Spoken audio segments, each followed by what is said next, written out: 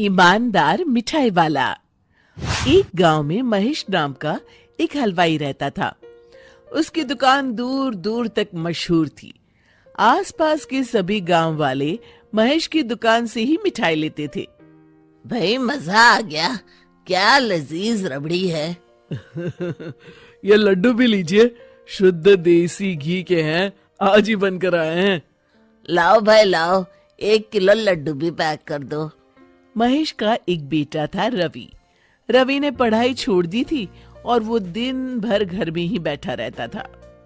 उठ बेटा रवि, आज मेरे साथ दुकान पर चल। मैं वहाँ क्या करूँगा पापा? अरे दुकानदारी सीख बेटा, आगे चलकर ये सब तुझे ही तो संभालना है। मुझे ये सब कुछ नहीं संभालना।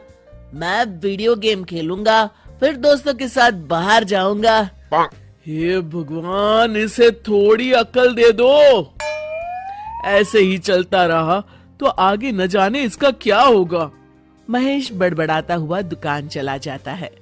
दुकान पर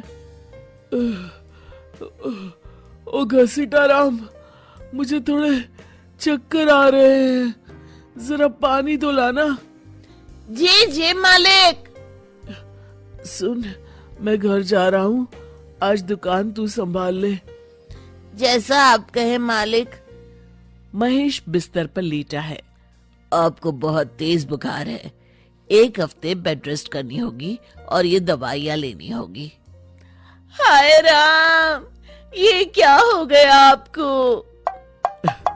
मैं तो 1 हफ्ते में ठीक हो जाऊंगा, पर दुकान कौन संभालेगा? आप फिक्र ना कीजिए जी, मैं रवि को समझाकर दुकान भेज दूंगी। आप बस जल्दी से अच्छे हो जाइए जी। अगले दिन रवि दुकान पर पहुंचता है। आइए आइए मालिक, मैं आप ही का इंतजार कर रहा था। क्यों? ये मेरी दुकान है, मैं जब जी चाहे आऊं। तुम लोग सुबह से आकर काम पर लग जाया करो, समझे? जी जी जी मालिक, दरअसल लड्डू बनाने हैं तो घी लेने जाना है, 5,000 रुपए दे दीजिए। 5,000? तुम्हारा दिमाग तो ठीक है? इतने महंगे लड्डू बनाएंगे तो मुनाफा क्या होगा? पर देसी घी भी तो बहुत महंगा है ना मालिक। क्या जरूरत है देसी घी की? डालडा ले आओ। पर मालिक। मुझसे बहस मत करो, जितना कहा गया है करो। और क्या क्या बन रहा है? मावे की बर्फी मालिक। मावा मावा मावा। हाँ। तभी उसकी नजर एक डब्बे पर पड़ती है। ये क्या है? ये रवा है मालिक। एक काम करो, हर 1 किलो मावा में 200 ग्राम रवा मिला दो। पर बर्फी का स्वाद बिगड़ जाएगा मालिक। जितना कहा है करो, अब जाओ यहाँ से। अगले दिन। क्या बात है रवि बाबू, आपके पापा दिखाई नहीं दे रहे? अब उनकी तबीयत खराब है। अच्छा भाई अच्छा। बस उन्हें ये बताना था कि वो आज आए नहीं तो उनकी मिठाई बड़ी बेस्वाद लग रही है। लेना है तो लो, वरना चलते बनो। अरे अरे अरे, ये कोई तरीका है ग्राहक से बात करने का? चलो भाई चलो, यहाँ से चलो। अगले दिन। भैया, कल जो मैं लड्डू ले गया था उनका स्वाद बड़ा बेकार लगा। महेश बाबू का नाम सुनकर बड़ी दूर से आया था। 200 रुपये में इससे अच्छा और क्या मिलेगा? सुबह सुबह मनहूस बातें मत करो। कुछ लेना है तो लो, वरना फूटो यहाँ से। रवि के इस व्यवहार के चलते 2-4 दिनों में ही ग्राहकों का आना कम हो जाता है। मैंने तो सोचा था कि कम पूंजी में ज्यादा मुनाफा होगा, पर यहाँ तो घाटा हो रहा है। आखिर चक्कर क्या है? लगता है ये दुकानदारी मेरे बस की नहीं। महेश ठीक होकर दुकान लौटता है तो घसीटाराम उसे सब कुछ बताता है। हे भगवान, इसने तो मेरी सालों की मेहनत पर पानी फेर दिया। अब क्या करेंगे मालिक?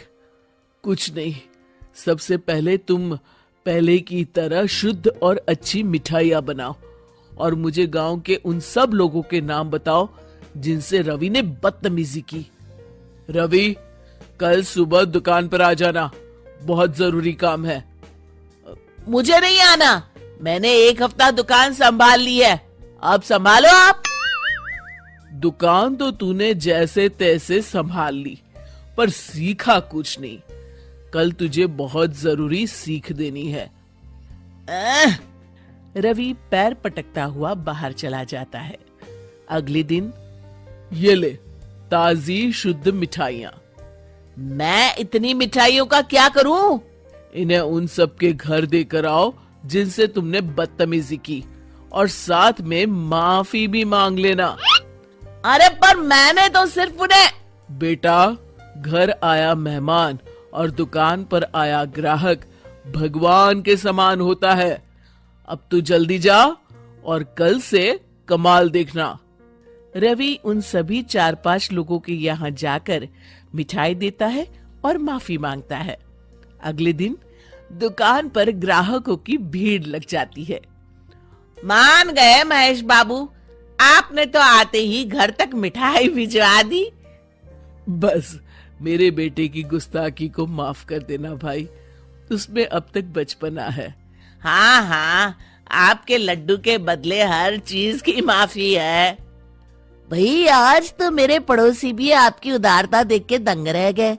इतनी बड़ी दुकान के मालिक का बेटा घर तक माफी मांगने आया। भाई रिश्ते निभाना तो कहीं आपसे सीखे। बस आप लोगों की दया है। ताजी रसमलाई आई है, लेंगे आप? हाँ भाई हाँ, 200 ग्राम पैक कर दो। शिक्षा, सफलता पाने के लिए ईमानदार और विनम्र होना बहुत जरूरी है।